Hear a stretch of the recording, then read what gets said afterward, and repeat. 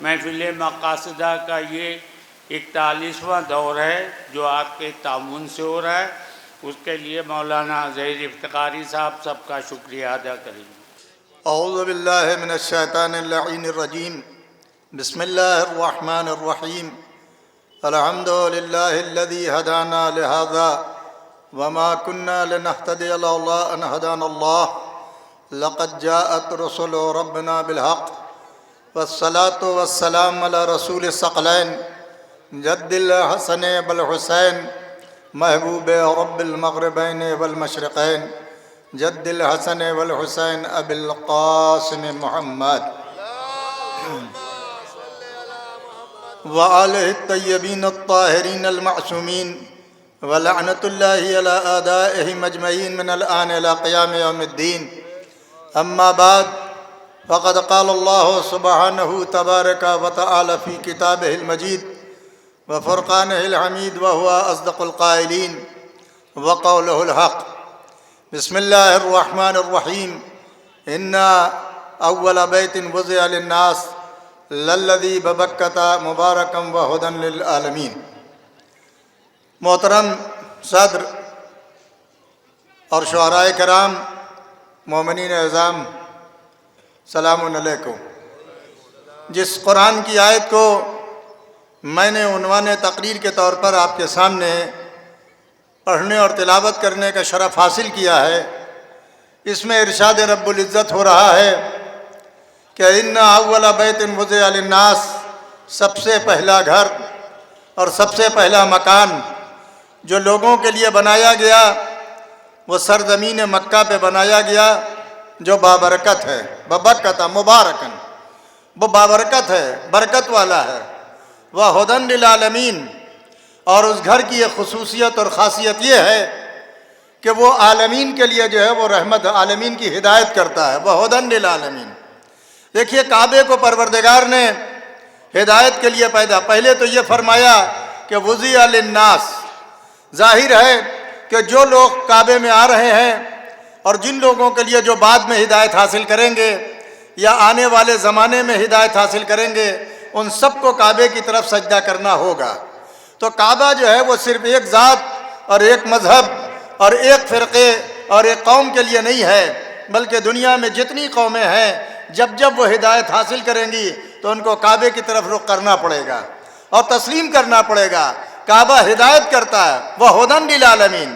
اب یہ کعبہ جو ہے وہ ہدایت کے لیے ہے، رہبری کے لیے ہے۔ ظاہر ہے کہ کعبے میں کیا چیز ہے، کعبے کی دیواریں نہیں بولتی، کعبے کی چھت نہیں بولتی، کعبے میں ایک پتھر ہے کہ جو کلام کرتا ہے، ایک پتھر ہے کہ جس کو ساری دنیا جا کر چومتی ہے اور اس کو کہتے ہیں حجر اسود، یعنی کالا پتھر۔ اس کو چومتے بھی ہیں اور وہیں سے اپنے طواف کا آغاز کرتے ہیں، چاہے وہ عمرے کے لیے طواف کرنے ہو اور چاہے حج کا طواف کرنا ہو یا طواف النساء کرنا ہو۔ تو وہیں سے کعبے کے جہاں سے حجر اسود ہے اسی لکیر کے پاس سے اپنا طواف ہر مسلمان شروع کرتا ہے، کسی بھی مسلک اور کسی بھی فرقے سے تعلق رکھتا ہو اور وہ مسلمان ہے تو اس کو کعبے میں اگر جانے کی جائے گا تو وہ وہیں سے اپنا طواف شروع کرے گا۔ لیکن اب یہ کعبہ جو ہے، یہ کعبہ جس کے اندر حجر اسود ایک کونے پر لگا ہے اور ایک کونے پر وہ نشان ہے کہ جہاں سے فاطمہ بنت اسد سلام اللہ علیہا علی ابن ابی طالب کی مادر گرامی داخل ہوئی تھی۔ دیکھیں ایک کا کونے پر جو ہے وہ حجر اسود ہے اور دوسرے کونے پر کعبے کے وہ شگاف ہے کہ جس میں جو ہے وہ باقاعدہ دراڑ پڑ جاتی ہے، اور یہ دونوں جو ہے وہ اپنی اپنی جگہ پر موجودہ ہے۔ کعبے کے بقیہ پتھر جو ہے وہ اللہ کی طرف سے نہیں نازل ہوئے، بلکہ وہ وہی مکے کے پتھر تھے جن کو ابراہیم نے تراشا اور اسماعیل اور ابراہیم نے بنایا تھا۔ توجہ چاہ رہا ہوں، لیکن عزت کس کو ملی؟ توجہ چاہ رہا ہوں میں کہ بھئی پتھر جو ہے لیکن کعبے کا پتھر ہے، قابل عزت ضرور ہو گیا اس لیے کہ وہ کعبہ ہو گیا اور کعبے کی دیوار میں لگ گیا۔ لیکن اس پتھر کو وہ مقام نہیں مل پایا اور وہ عزت نہیں مل پائی ہے، تو ماں کو عزت نہیں مل پائی ہے کہ جو حجر اسود کو ملی ہے. کیوں حجر اسود کو ملی؟ کہا یہ وہ اللہ کیا سے آیا ہے. تو معلوم یا کہ اتنا تو مسلمان کو سوچ لینا چاہیے کہ اگر ایک پتھر کو پروردگار کعبے میں لگوانے کے لیے بھیج دیتا ہے تو وہ بقیہ پتھروں سے ممتاز ہو جاتا ہے اور اس کی عزت بھی ہوتی ہے، اس کو بوسہ بھی دیا جاتا ہے، اس کو چوما جاتا ہے. تو اب معلوم ہوا کہ انسان ساری دنیا میں یہی ہے لیکن سب باعزت اتنے نہیں ہیں. انسانیت کے لحاظ سے سب کی عزت ضرور ہوگی لیکن جو 14 وہاں سے آئے ہیں ان کو جو عزت ملے گی وہ دنیا کے کسی انسان کو نہیں مل سکتی. سب برابر کیسے ہے؟ کیسے کہہ دیا سب برابر ہے؟ سب برابر نہیں ہو سکتے. اور ایک جو ہے وہ دوسری طرف جو کعبے پر شگاف ہے، ظاہر ہے کہ کعبے میں شگاف کیسے پڑا؟ جب ابراہیم اور اسماعیل نے بنایا تھا تو اس وقت کعبے میں درار نہیں پیدا ہوئی، اس وقت دیوار میں شگاف نہیں پیدا ہوا، اس وقت دیوار کا پتھر نہیں چٹکا. لیکن وہ اس موقع پر کہ جب فاطمہ بنت اسد آئیں، تاریخ آپ جانتے ہیں، پڑھتے ہیں، سنتے ہیں کہ جب فاطمہ بنت اسد تشریف لائی ہے اور تو فاطمہ بنت اسد تشریف لائی تو جاتے ہی جو ہے وہ کعبے کی دیوار سے نہیں کہا کہ کعبے کی دیوار ہٹ جا. کہہ سکتی تھی کہہ دیتی اور اشارہ کرتی ہے تو کعبے کی دیوار میں در بن جاتا. توجہ چاہ رہا ہوں، در بن جاتا، دیوار شگافتہ ہو جاتی. لیکن نہیں، پہلے جناب فاطمہ بنت اسد نے اپنے ایمان کی گواہی دی اور اپنے شوہر کی بھی ایمان کی گواہی دی. کعبے کا طواف شروع کیا اور طواف کرتی جاتی ہے اور کہتی جاتی ہے کہ پروردگارا کہ جو تو نے نبیوں کو بھیجا ان نبیوں پر ایمان رکھتی ہوں، جن کتابوں کو تو نے نازل کیا، جن صحیفوں کو تو نے بھیجا ان صحیفوں کا احترام کرتی ہوں اور ان کے اوپر اعتقاد و ایمان رکھتی ہوں.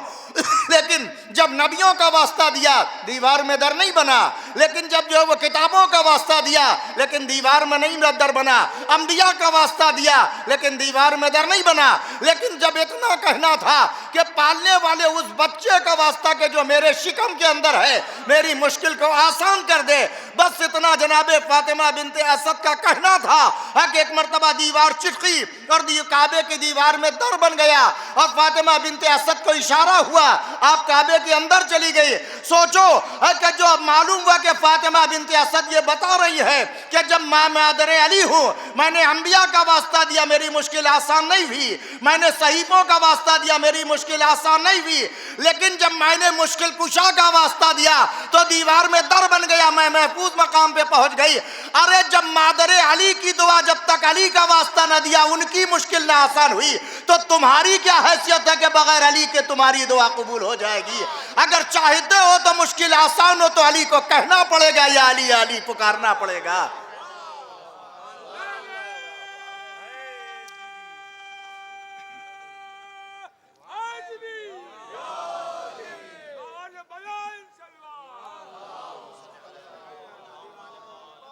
تو علی کو صاحب موجزہ بنا کر بھیجا تو اب کعبے کی دیوار میں شگاف پیدا ہوا. کعبے کے اندر فاطمہ بنت اسد گئیں. فاطمہ دیکھیے، یاد رکھیے کہ گیٹ تو بہت ہوتے ہیں لیکن جب VVIP کوئی آتا ہے، آپ کو یاد ہوگا آج سے چند برس پہلے 10 سال سے زیادہ 15 سال ہو گئے ہوں گے، 20 سال ہونے کے آ رہے ہیں کہ جب ایران کے صدر آئے تھے، پہلے بھی آئے تھے جب رفسنجانی صاحب جو ہے وہ پارلیمنٹ کے اسپیکر تھے تو اس وقت جو ہے وہ کوئی گیٹ بنا تھا ان کے لیے.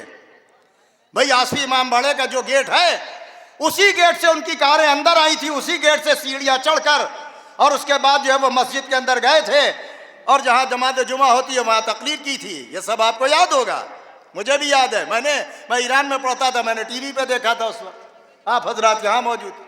لیکن جب پریسیڈنٹ کا عہدہ لے کر آئے تو ایک در ان کے لیے الگ بنایا گیا جو باولی کی طرف بنایا گیا، ادھر در بھی بنایا گیا، دیوار توڑی گئی جبکہ آثار قدیمہ اس کا تحفظ کرتا ہے، لیکن ان کے لیے ایک اسپیشل گیٹ بنا اور اس گیٹ سے پبلک والے دروازے سے نہیں آئے بلکہ اس دروازے سے آئے ہے کہ جس دروازے سے کوئی نہیں آیا. نیا در بنایا گیا، نیا دروازہ بنایا گیا اور اس کے بعد سیڑھیاں لگائی گئی. اس کے بعد تو معلوم یہ ہوا کہ جب ساری ملک کا قانون بھی جب VVIP آتا ہے تو ملک کا قانون بالائے طاق رکھ کے اس کے لیے نیا در بنا دیتا ہے.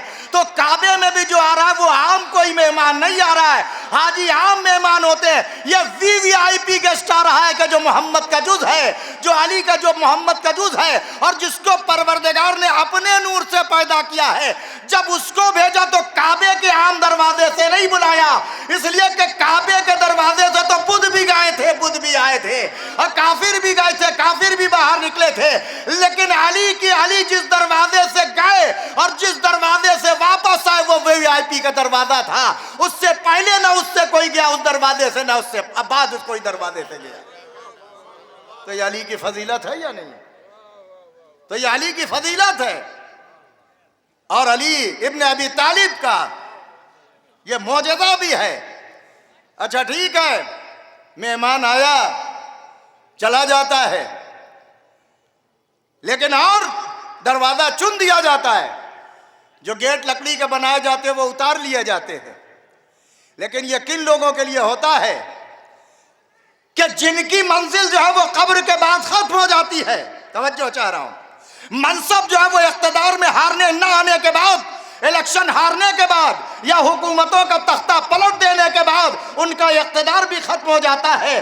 لیکن امامت کا اقتدار ایسا نہیں ہے. نبوت آدم سے شروع ہوئی خاتم النبیین پر آ کر ختم ہو گئی، لہذا سارے معجزات بھی ختم ہو گئے. نبیوں کے معجزات کچھ باقی ضرور ہے، لیکن علی کا بھی معجزہ پروردگار کو صبح قیامت تک باقی رکھنا تھا، اس لیے کہ امامت صبح قیامت تک باقی رہے گی. لہذا دیوار کعبہ پر شگاف بھی باقی رہا کہ جب تک امامت کا بول بالا رہے گا تب تک دیوار پر شگاف باقی رہے گا، نشان باقی رہے گا. آج بھی ہے، آج بھی وہ وہ چٹکی ہوئی دیوار ہے.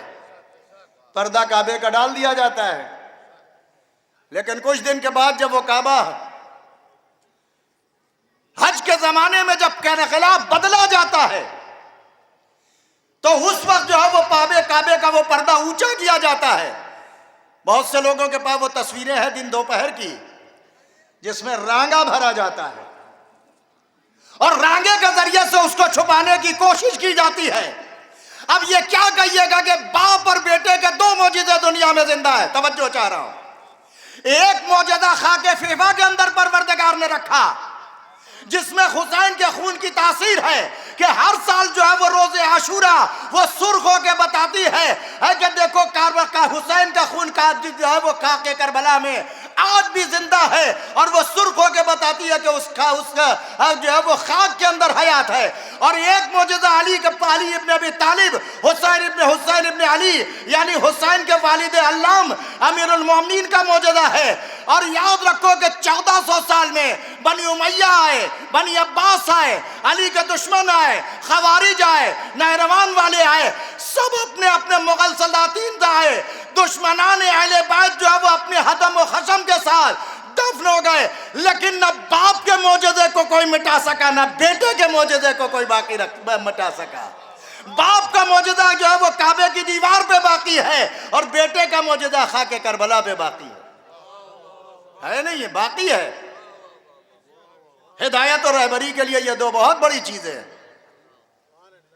اگر کوئی آئے انہی دونوں چیزوں کا جواب لے آئے. ایک کعبے کی دیوار کا مسئلہ، اور یہ نہیں 1400 سال سے پہلے سے کعبہ ہے، ہزاروں سال ہو گئے کعبے کو بنے ہوئے. اور اس کے بعد جب سے 1400 سال سے علی ابن ابی طالب کی ولادت سے لے کے آج تک جتنی بار کعبے کی تعمیر ہوئی ہے وہ اس مرتبہ جیسے ہی کعبے کی تعمیر مکمل ہوتی ہے وہ شگاف اور درار پڑ جاتی ہے اس دیوار میں کونے پہ. ایک کونے پر حجر اسود اور ایک کونے پر جو ہے وہ کون؟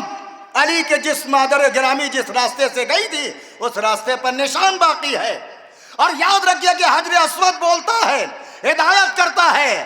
حجر اسود جو ہے وہ رہنمائی کرتا ہے، بولتا بھی ہے. مولائے کائنات طواف کر رہے تھے اور خلیفہ ثانی بھی طواف کر رہا تھا، اور اس نے کہا کہ ایک حجر اسود تجھ کو سلام کر لیتے ہیں. مجھے معلوم ہے کہ نہ تو بول سکتا ہے نہ کلام کر سکتا ہے, بس اتنا سننا تھا کہ میرا مولا نے جواب دیا کہ کیا بکتا ہے, ارے کعبے کا یہ پتھر بول بھی سکتا ہے, رہنمائی بھی کر سکتا ہے.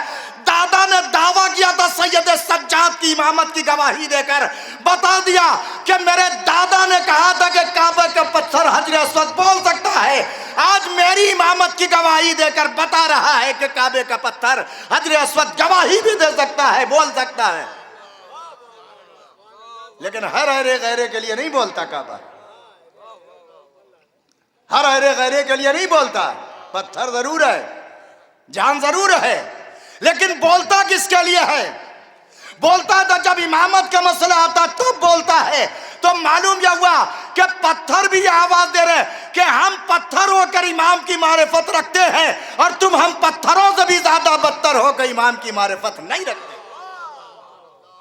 ہم پہچانتے ہیں. تو علی کی فضیلت کے لیے بہت سی چیزیں ہیں, اور علی کے فضائل اور کمالات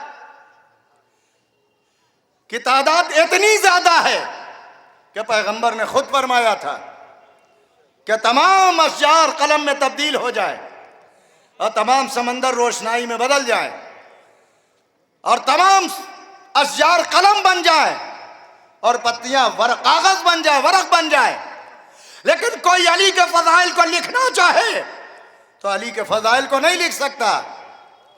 اور کس کس چیز کو علی کے فضائل؟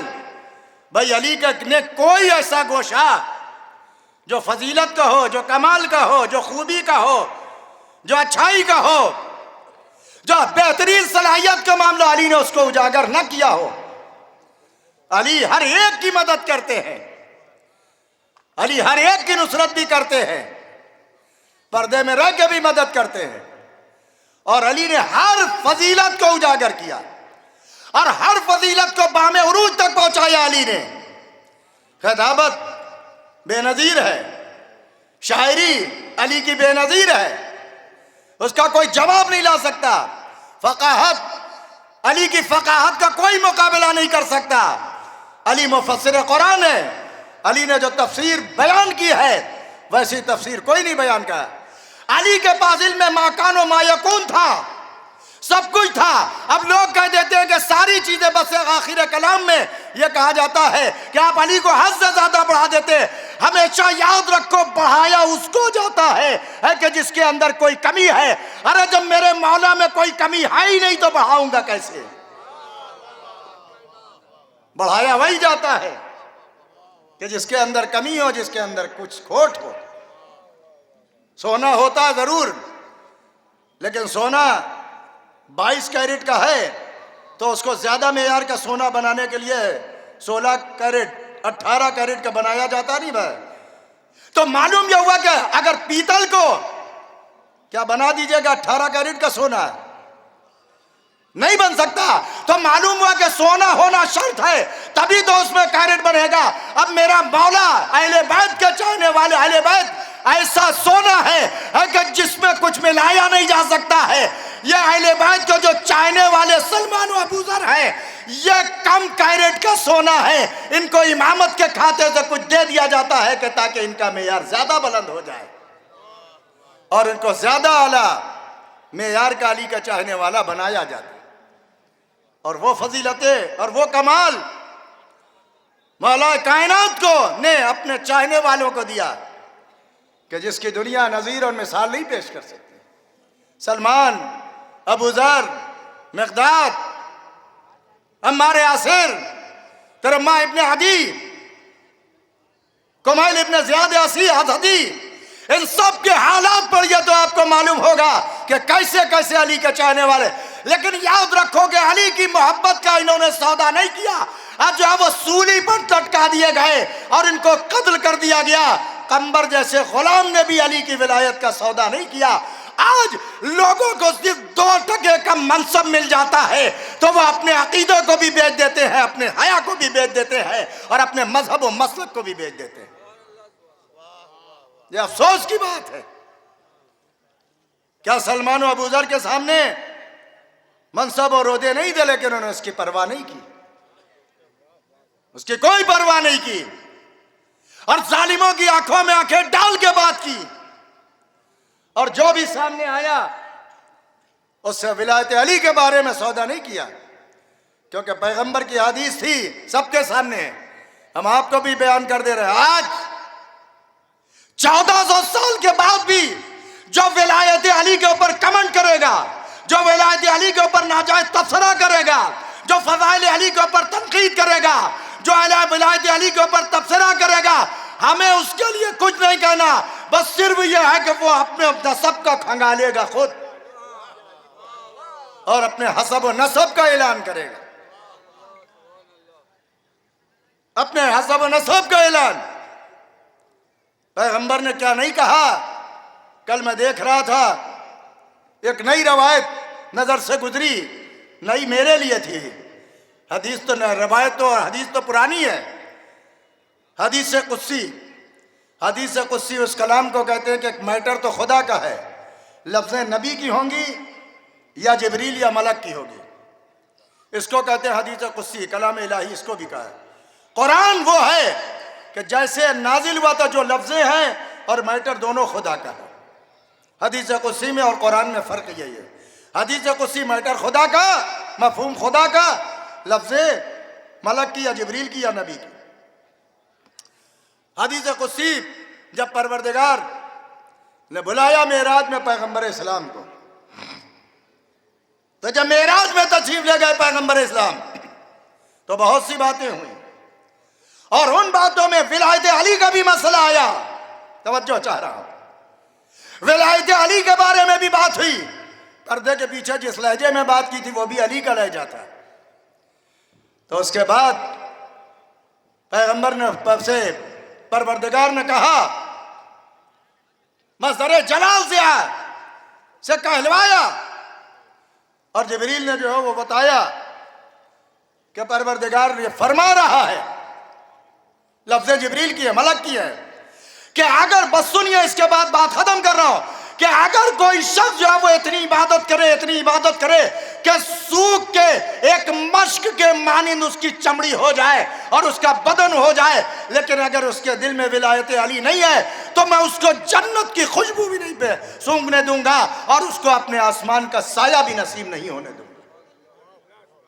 تو جو لوگ ولایت علی پر، فضائل پر کمنٹس کرتے ہیں، آپ تبلیغ کیجئے، آپ نماز کی تبلیغ کیجئے، آپ روزے کی تبلیغ کیجئے، آپ اخلاقیات کے اوپر بولیے، آپ تقویٰ اور پرہیزگاری کے اوپر گفتگو کیجئے، آپ اصلاح معاشرہ کے اوپر بات کیجئے، لیکن ہرگز جو وہ ولایت علی کے اوپر تبصرہ نہ کیجئے گا، اس لیے کہ ولایت علی کے اوپر تبصرہ، یاد رکھیے کہ جب بنی امیہ اور بنی عباس کچھ نہ کر سکے تو آپ کی تقریریں اور آپ کے معاہضے اور آپ کا وعظ و نصیحت کچھ بھی نہیں اثر کرنے والا، اس لیے کہ 1400 سال میں کتنی حکومتیں آئیں اور ختم ہو گئیں، اور کتنی حکومتیں اور آئیں گی اور دفن ہو جائیں گی، لیکن یہ ولایت علی کا چراغ ایسا ہی جلتا رہے گا۔ شعراء آتے اور جاتے رہیں گے، علماء پیدا ہوتے رہیں گے، علم کی روشنی دیں گے اور دنیا سے چلے جائیں گے، مصنفین، ادبا، مرثیہ نگاران، محافلوں کے منتظمین سب آتے اور جاتے رہیں گے۔ 40 سال ہو گئے ہیں۔ سب سے پہلا میں بارہا کہتا ہوں کہ اس محفل کی نظامت ہم نے اپنی نوجوانی میں پہلی مرتبہ کی تھی۔ جو بچے اس وقت تھے وہ بچے بھی بال بچے والے ہو گئے، میری شادی نہیں ہوئی تھی، اب ماشاءاللہ نواسیاں ہیں، تو 40 سال، 40 بہاریں تو ہم نے دیکھی اس محفل کی، اور اس کے بعد اور دور آئے گا تو وہ بھی آپ دیکھیں گے، لیکن یہ ولایت علی کی شمع مدھم نہیں بڑھنے والی، یہ ایسا ہی روشن رہے گی اور ہمیشہ اسی طریقے سے نورانیت بڑھتی رہے گی۔ شعراء کرام بقدر کافی تشریف لا چکے ہیں، اور جناب عرشی واسطی صاحب جن کو اس محفل کی تنظیم اور نظامت کے فرائض انجام دینا ہے وہ بھی تشریف لا چکے ہیں، کاغذ و قلم ان کے ہاتھ میں ہے۔ بس اب یہی کہنا ہے کہ شکریہ پروردگار کا ادا کرنا ہے کہ پالنے والے ہمیں 40 سال میں ولایت علی پر تو نے باقی رکھا، اس کا تو شکر، اور آنے والے اور زمانے تک جتنی حیات باقی ہے ولایت علی پر باقی رکھنا۔ جیے تو اسی لیے، مرے تو اسی پر، اور اٹھائے جائیں تو اسی پر، اس لیے کہ قبر میں بھی یہی آئیں گے۔